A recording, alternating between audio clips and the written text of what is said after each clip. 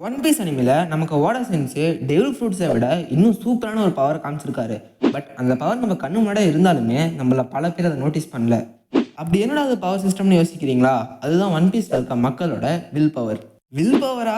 என்னடா சொல்ற? Devil fruit power இருந்தால் நம்மளால என்ன வேணா பண்ண முடியும். பட் வில் பவர் வச்சுட்டு நம்மளால என்ன பண்ண முடியும்னு நீங்க கேட்குறீங்களா? ஒன் பீஸ்ல வில் பவர் வந்து ஒரு ஹிடன் என்டிட்டியாவே இருக்கும். இன்ஃபேக்ட் அது வில் பவர்னு சொல்லிட்டு நம்மளுக்கு கிளியராகவே சொல்லியிருக்க மாட்டாங்க. எப்படி டிசைர்ஸ் எல்லாம் சோல்ஸில் ஒரிஜினேட் ஆகுதோ அதே மாதிரி வில் பவர் வந்து ஹார்ட் கூட ரிலேட் ஆயிருக்கும்.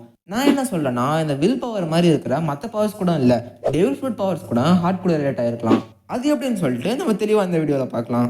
ஃபர்ஸ்ட் நம்ம டெவில் ஃப்ரூட் மேலே ரிலே ஆகாத பட் ஓபியா இருக்க பவர்ஸ் அப்படிங்கிற ரெஃபரன்ஸை பற்றி பார்க்கலாம். அந்த வகையில் ஜோரோவோட ஆசுரா மோட் இல்லைனா 9 ஸ்பாட் ஸ்டைல் நமக்கு இது அனிமேல இன்ட்ரடியூஸ் பண்ணப்பிலேருந்து வெறும் மிஸ்டியாவே தாங்க இருக்குது. ஏன்னா ஜோரை யூஸ் பண்ணுறது வெறும் 3 ஸ்பாட்ஸ் தான். பட் எக்ஸ்ட்ரா 6 ஸ்பாட் எங்கேருந்து வருது? இந்த டெக்னிக்கோட பேர் வந்து ஆசுரான் இருக்கும். இதை வச்சுக்கிட்டு ஒருவேளை ஜோரோக்கும் டீமன்ஸ்க்கும் ஏதாவது சம்மந்தம் இருக்குமான்னு சொல்லிட்டு நிறைய பேர் நினச்சிட்டு இருந்தாங்க. இந்த இடத்துல நான் இன்னொரு கொஸ்டின் கேட்குறேன். ஜோரோ சண்டை போடுறப்ப 3 ஸ்வாட்ஸ் எப்பயுமே யூஸ்வலாக யூஸ் பண்ணுவான்ல. 2 கையில் ஒரு ஸ்வாட் வச்சிருப்பான், வாயில் ஒரு ஸ்வாட் வச்சிருப்பான். ஸோ எந்த பிரச்சனையும் இல்லை. பட் இந்த ஸ்வாடை வாயில் வச்சுக்கிட்டு அவன் எப்படி பேசுவான்? ஸ்வாட் கீழே விழுந்துடாதா? இந்த கொஸ்டினை ஒன் பீஸ் ஃபேன் ஒருத்தர் ஓடா கிட்ட கேட்டிருப்பாரு. அவர் அதுக்கு ஆன்சரை எஸ்பிஎஸ்ல என்ன சொல்லியிருப்பாருன்னா, அது வந்து அவனோட ஹார்ட் பேசுதுன்னு சொல்லியிருப்பாரு. இப்போ ஜோரோட டெக்னிக் மாதிரியே இன்னொரு கேரக்டரோட அட்டாக் ஸ்டைல் எடுத்துட்டு வரேன். அதுதான் சாஞ்சி. சாஞ்சியும் இதே ஆர்க்கில் தான் ஒரு புது பவரை கண்டுபிடிச்சிருப்பான். அதுதான் டியாபிள் ஜாம்பே. இந்த டெக்னிக்கை யூஸ் பண்ணா சாஞ்சியோட கால் வந்து நெருப்பால எரிஞ்ச மேக்மா மாதிரி ரொம்ப ஹீட் ஆகும். இது பேருக்கு மட்டும் ஃபயர் இல்லைங்க, இது எனிமீஸ் மேலே பட்டா லிட்டரா நெருப்பு மாதிரி அவங்கள பொசுக்கி தள்ளிடும். இந்த டெக்னிக்கால ஃபர்ஸ்ட் அடி வாங்கின ஜாபரை கூட லிட்டரா நெருப்புல எரிஞ்சு பொசுங்கி போயிருப்பான். பட் என்னோட கொஸ்டின் என்னன்னா, சாஞ்சி ஃபர்ஸ்ட் அந்த நெருப்பு எப்படி கிரியேட் பண்றான்? இதுக்கு நம்ம ஏதாவது ஒரு எக்ஸ்பிளனேஷன் கொடுத்துடலாம். சாஞ்சி வந்து ரொம்ப ஃபாஸ்ட்டாக ஓடுறான், இல்லை அவனோட காலை சுற்றி அது மூலயமா ஃப்ரிக்ஷன்ல இருந்து நெருப்பை கொண்டு வரான்னு சொல்லிட்டு. பட் இந்த நெருப்பு வந்து எனிமையை டேமேஜ் பண்ணுதுன்னா சாஞ்சியோட காலையும் டேமேஜ் பண்ணும்ல. ஒன்ஸ் அகைன் இந்த கொஸ்டினையுமே ஒரு ஃபேன் வந்து ஓடா கிட்ட கேட்டிருக்காரு. பட் இந்த டைம் ஓடா செம கடுப்பாயிட்டாரு போல. உனக்கு என்ன தலையில கண்ணு இருக்கா, அதுக்கு பதிலாக ஏதாவது ஹோல்ஸ் இருக்கா? அந்த ஃபைட்டை நீ பாத்தியா? அந்த ஃபைட்ல சாஞ்சியோட கால் ஒன்றும் சூடாக இருந்திருக்காது, அவன் ஹார்ட் தான் லிட்டரலாக எரிஞ்சுக்கிட்டு இருக்குன்னு சொல்லியிருப்பாரு. ஸோ ஓடா இந்த இடத்துலையும் ஹார்ட்டை வச்சு ஏதோ ஒரு ஹிண்ட் கொடுத்துருக்காரு. அடுத்து நம்ம லூஃபியோட கேஸ்க்கு போகலாங்க. ஸ்டார்டிங்கில் நம்மளுக்கு லூஃபி இன்ட்ரடியூஸ் பண்ணப்ப அவன்கிட்ட டெவில் ஃப்ரூட் பவர் இருக்குன்னு சொல்லியிருப்பாங்க. ஸோ கன்ஸை வச்சு சுட்டாலுமே அது அவனுக்கு வலிக்காது. இன்ஃபேக்ட் புல்லட் வந்து ரிப்பல் ஆகிட்டு வெளியே வந்துடும். இங்கேருந்து நம்ம லூஃபியோட சைல்டுஹுட்டுக்கு போனால் கார்ப் வந்து லூஃபியை போட்டு மொத்து எடுத்திருப்பாரு.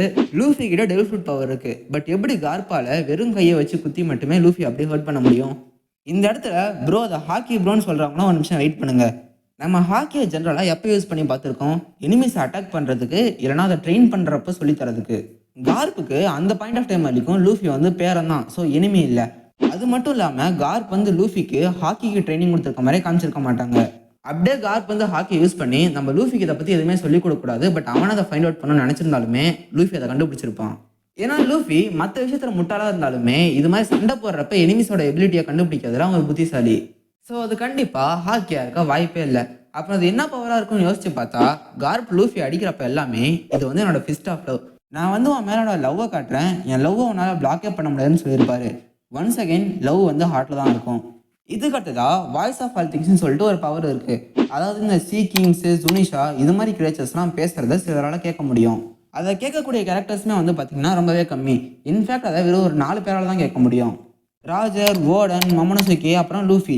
இதில் மொமனசுகேவால் ஜுனிஷா கூட பேசவே முடியும். பட் இதில் ஹார்ட் எங்கே வருது? இதுக்கும் ஹார்ட்டுக்கும் என்ன சம்மந்தம்னு பார்க்குறீங்களா? இதில் லா வந்து ஒரு சின்ன பார்ட் ப்ளே பண்ணியிருப்பான். அதாவது கைடை வந்து லூஃபியை டிஃபீட் பண்ணதுக்கப்புறமா அவனோட ஹார்ட் பீட் ஸ்டாப் ஆகிருக்குன்னு சொல்லியிருப்பாங்க. ஸோ அவனோட ஹார்ட் பீட் ஸ்டாப் ஆகிற அதே டைமில் தான் லா வந்து என்னால் ஸ்டார்ட்டோட வாய்ஸை கேட்க முடியலன்னு சொல்லியிருப்பான். இதுக்கப்புறமா லூஃபி அவேக்கன் ஆனதுக்கப்புறம் அவனோட ஹார்ட் பீட் வந்து அப்படியே ட்ரம்ஸ் ஆஃப் லிபரேஷனாக மாறி இருக்கும். இதனால தான் ஜுனிஷா கூட ஜாய் பாய் வந்துட்டாரு, என்னால் ட்ரம்ஸ் ஆஃப் லிபரேஷனை கேட்க முடியுதுன்னு சொல்லியிருக்கோம். இதுலேயுமே ஹார்ட் பீட்டுன்னு சொல்லிட்டு வருது. ஸோ இதுலேயும் ஹார்ட்டோட கனெக்ஷன் இருக்குது.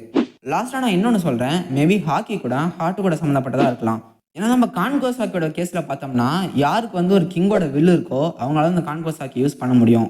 ஒருத்தர் கான்கோசாக்கி யூஸ் பண்ணால் அவங்களோட வில் பவர் வந்து மற்றவங்களோட வில் பவரை ஓவர் ரைட் பண்ணிடும். ஸோ அவங்க அன்கான்ஷியஸ் ஆகி விழுந்துருவாங்க. இது மட்டும் இல்லாமல் கான்கோசாக்கி வச்சுருக்கவங்க எல்லாமே ஸ்ட்ராங்கான கேரக்டர்ஸாக தான் இருப்பாங்க. உதாரணத்துக்கு ஜோரோ எடுத்துக்கிட்டோம்னா அவங்ககிட்ட கான்கோசாக்கி இருக்கிறத நம்மளுக்கு லேட்டாக தான் ரிவீல் பண்ணாங்க. ஆனால் பல ஃபைட்ஸில் ஜோரோ கூட சண்டை போகிற எனிமீஸ் எல்லாமே நீ என்ன இந்த க்ரூவோட கேப்டனான்னு சொல்லி கேட்டிருப்பாங்க. ஸோ உங்களுக்கு ஒரு ஐடியா கிடைக்குது இல்லை, இது மாதிரி ஸ்ட்ராங்காக இருக்கிற மற்றவங்களை ஈஸியாகவே கண்ட்ரோல் பண்ணுற இண்டிவிஜுவல்ஸ் கிட்ட தான் கான்கோசாக்கி இருக்குது. இது மட்டும் இல்லாமல் மற்ற ஹாக்கியான ஆர்னமெண்ட் ஹாக்கியான அப்சர்வேஷன் ஹாக்கிக்குமே இதே கேஸ் தான். இது மாதிரி இன்னும் நிறையா இருக்குது. நம்ம லாஸ்ட்டாக டெவில் ஃப்ரூட்டுக்கும் ஹார்ட்டுக்கும் இருக்க கனெக்ஷனை பார்க்கலாம். வெகாபங்க் வந்து டெவில் ஃப்ரூட்ஸ் எல்லாமே மனுஷங்களோட டிசைர் அப்புறம் இமேஜினேஷன் சொல்லியிருப்பாரு. இது எல்லாமே நமக்கு சோல்ல இருந்து தாங்க வரும். பட் ஃபிலாசபிக்கலாக பார்த்தா சோல் கூட ஹார்ட்டோட ஒரு காம்பனன்ட் தான். இதனால தான் ஆர்டிஃபிஷியலாக ஒரு டெவில் ஃப்ரூட்டை உருவாக்குறது அவ்வளோ கஷ்டமாக இருக்குது. ஏன்னா ஆர்டிஃபிஷியலாக ஒரு ஹார்ட்டை உருவாக்குறது ரொம்ப கஷ்டம் இல்லை. இது கூடவே நம்ம இன்னும் சில பாயிண்ட்ஸும் கன்சிடர் பண்ணோம். லா வந்து அவங்களோட பவரை யூஸ் பண்ணி ஹார்ட்டை எக்ஸ்சேஞ்ச் பண்ணுறப்ப அவங்களோட பர்சனாலிட்டியும் அப்படியே மாதிரி இருக்கும். அது கூடவே டெவில் ஃப்ரூட் பவர்ஸுமே அந்த ஹார்ட் கூட போயிருக்கும். ஏன்னா ஸ்மோக்கர் வந்து டஷிகியோட பாடியில் இருந்துக்கிட்டு அவனோட டெவில் ஃப்ரூட் பவர்ஸை யூஸ் பண்ணிக்கிட்டு இருப்பான். இது கூடவே டீச் வந்து ஒயிட் பிளேடோட பவரை அக்வயர் பண்ணுறது. மேபி டீச் வந்து ஒயிட் பிளேடோட ஹார்ட்டை கூட சாப்பிட்ருக்கலாம். இதே மாதிரி தான் பிக் மாம் எப்படி மதர் கேரமலோட பவரை அக்வயர் பண்ணாங்கிறதும் பெரிய மிஸ்டரியாகவே இருக்கும். ஒருவேளை எனக்கு பிக் மாம் ரொம்ப பசியாக இருந்தாங்கன்னு வச்சுக்கலாம். அந்த பசியில் என்ன சாப்பிட்றோன்னு தெரியாமல் மதர் கேரமலையும் சாப்பிட்டாங்கன்னு சொல்லி நம்ம நினச்சிக்கலாம். அப்படி பார்த்தா இங்கேயும் மதர் கேரமலை சாப்பிட்றப்ப அவங்களோட ஹார்ட்டை சாப்பிட்ருப்பாங்கல்ல. ஸோ அங்கேருந்து தான் அந்த பவர் பிக் மாமுக்கு வந்திருக்கும். ஓகேங்க, இப்போ ஹார்ட்லேருந்து தான் பவர் வருது. அது மட்டும் இல்லாமல் வெகாபங்க் சொன்ன மாதிரி இந்த டிசைர்ஸ் எல்லாமே ஹார்ட்லேருந்து தான் உருவாகுது. அப்புறம் இந்த டிசைர்ஸ் இமேஜினேஷன் எல்லாமே டெவில் ஃப்ரூட் மூலயமா ரியாலிட்டிக்கு வருது. அப்படி பார்த்தா பல பேர் வந்து மேரி ஜாய்ஸில் அடிமையாக இருப்பாங்க. அவங்க எல்லாமே ஃப்ரீடம் வேணும்னு சொல்லிட்டு ஆசைப்படலாம்ல. வஹாரால அந்த ஸ்காலர்ஸ் எந்த பெரிய தப்பும் பண்ணல. அவங்களுக்கு வைல்ட் செஞ்சுரியை பற்றின இன்ஃபர்மேஷன் தெரியும். ஸோ அவங்க அதுக்காக தான் படிச்சுக்கிட்டு இருந்தாங்க. இது மட்டும் இல்லைங்க, இன்னும் ஒன் பீஸ் வேர்ல்டில் பல பேர் வந்து சன்காட் நிக்கா வருவார், நம்மளுக்கு ஃப்ரீடமை தருவார், நம்மளை காப்பாற்றுவாருன்னு சொல்லிட்டு ஆசைப்படுறாங்க. பட் அது ஏன் இன்னும் நடக்கலை? இது கூடவே பிளாக் பேர்டோட அந்த ஃபேமஸான கோட் கூட இருக்கும், ஒரு மனுஷனோட ட்ரீமுக்கு ஒரு எல்லையே இருக்காதுன்னு சொல்லிட்டு.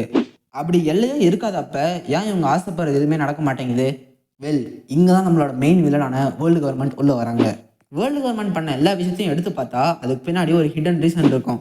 உதாரணத்துக்கு ஒஹாரோட மக்கள் வந்து வைல்டு செஞ்சுரியை பற்றி படிப்பாங்க. அப்படி அவங்க வைல்டு செஞ்சுரியை பற்றி ரிசர்ச் பண்ணால் வைல்டு செஞ்சுரி பற்றின எல்லா உண்மையுமே உலகத்துக்கு தெரிஞ்சிடும்.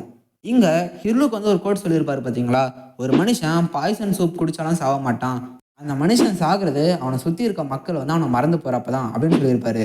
வேர்ல்டு கவர்மெண்ட் இதை தான் ட்ரை பண்ணிக்கிட்டு இருக்காங்க. இப்போ ஒஹாரா அழிஞ்சு போனதுனால யாருமே வைல்டு செஞ்சுரியை பற்றி ரிசர்ச் பண்ணுறதில்ல. அப்படியே ரிசர்ச் பண்ணாலும் ஒஹாரா மாதிரி நம்மளை அழிச்சிடுவாங்கன்னு சொல்லிட்டு ஒரு பயம் இருக்கும். எவென்ச்சுவலி இந்த பயத்தினாலேயே எல்லாரும் வைல்டு செஞ்சுரியை பற்றி மறந்து போயிடுவாங்க.